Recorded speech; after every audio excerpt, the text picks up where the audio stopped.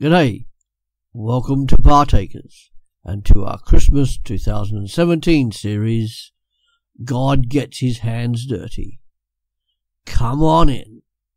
And today's topic is the Messiah's mission, taken from Isaiah 49 verses 1 to 13. And reading that passage from verse 1 of chapter 49 of the book of Isaiah. Listen, islands, to me, and listen, you peoples from far.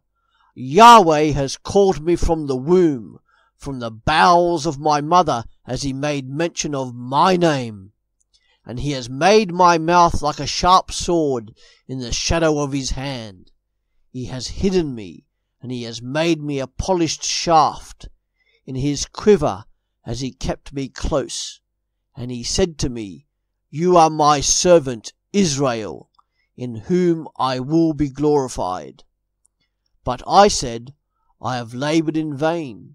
I have spent my strength for nothing and vanity. Yet surely the justice due to me is with Yahweh, and my reward with my God.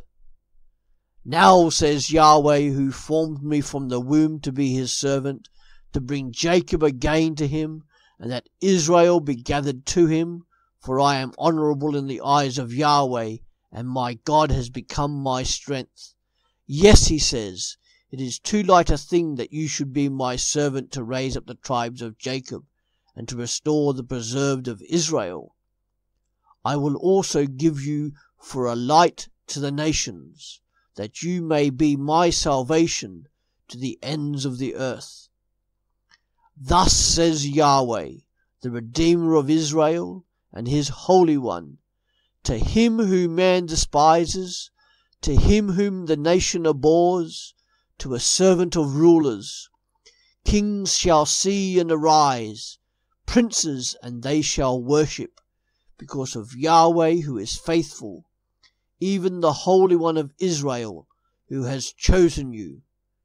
Thus says Yahweh, in an acceptable time have I answered you, and in a day of salvation have I helped you, and I will preserve you, and give you for a covenant of the people, to raise up the land, to make them inherit the desolate heritage, saying to those who are bound, Come out!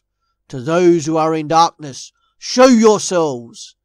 They shall feed in the ways, and on all bare heights shall be their pasture. They shall not hunger nor thirst, neither shall the heat nor sun strike them. For he who has mercy on them will lead them, even by springs of water he will guide them. I will make all my mountains a way, and my highways shall be exalted. Behold, these shall come from far, and behold, these from the north and from the west, and these from the land of Sinim. Sing, heavens, and be joyful, earth, and bring forth into singing, mountains, for Yahweh has comforted his people, and will have compassion on his afflicted.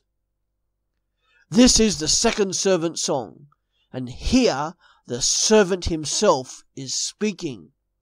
We have no idea of his actual name, but he does have a name. Isaiah 49 verse 1. In the first servant song, with the dispensing of justice as part of his identity, the servant is a king. But not just any king, or a king, something more as well. And in this song, the servant appears as if he is a prophet by the things he is saying. He was called, Isaiah 49 verse 1, just as Jeremiah was. The words he speaks are as if a double-edged sword, Isaiah 49 verse 2, just as the prophets did. Despite the opposition, Isaiah 49 verse 4, he perseveres in order to gain the reward and to glorify God. And while we find his name is Israel, but not the nation of Israel itself, but as a person who embodies all that Israel was meant to be and do, and had failed to do. This servant would glorify God in all his ways. This servant is a prophet who is also a king. This servant is a perfect incarnation of God's light, covenant, and salvation. And in verse 5, the servant's mission is clear. Firstly, the servant will be a light to the nation of Israel, and then will be a light to the nations. Isaiah 49, verse 4 and 7, intimates that the servant will suffer for being who he is, despised and abhorred in slavish servitude. This servant will be despised by the very people he has been sent to save, but he will eventually be worshipped and honoured by rulers and kings. The servant is on a mission to bring all people from all over the earth back into relationship with God, a God who is the Redeemer of Israel. The exiled people will be restored to the land, Isaiah 49 verse 8. People are described as being freed from captivity and have all manner of needs met, Isaiah 49 verses 9 to 10. The servant will gather people back to God, just as a shepherd gathers his flock of sheep together. And it won't just be a restored Israel, but all people from all lands and nations. Hence Isaiah 49 verse 12. Behold, these shall come from far, and behold, these from the north and from the west. This servant king and servant prophet will shepherd people back into relationship with God and dispense God's justice throughout the whole world. That is all part of the Messiah's mission, to bring comfort to people and compassion on the afflicted. Then, as if bursting from the seams with praise, we read, "Sing heavens and be joyful earth, and break forth into singing mountains, for Yahweh has comforted his people and will have compassion on his afflicted." And how is this a portrayal of Jesus as the servant? Paul quotes Isaiah 49 verse 8 in 2 Corinthians 6 verses 1 to 2.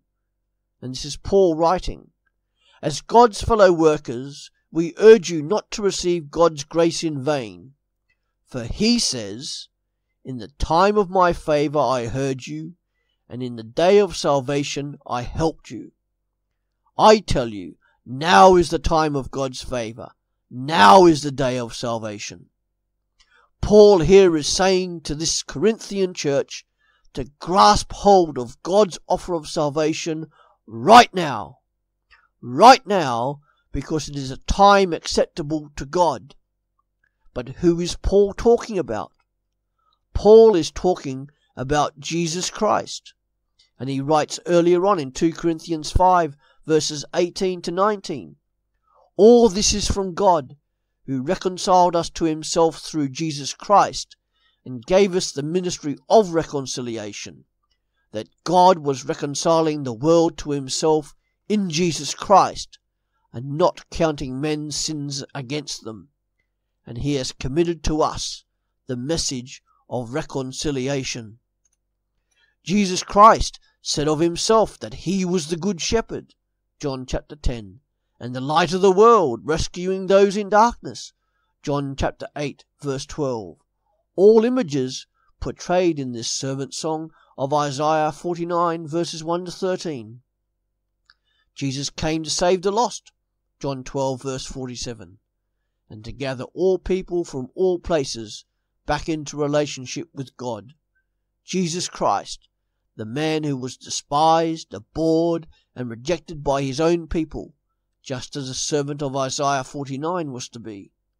Jesus Christ, who is honoured and worshipped, just as Isaiah 49 tells us the servant would be.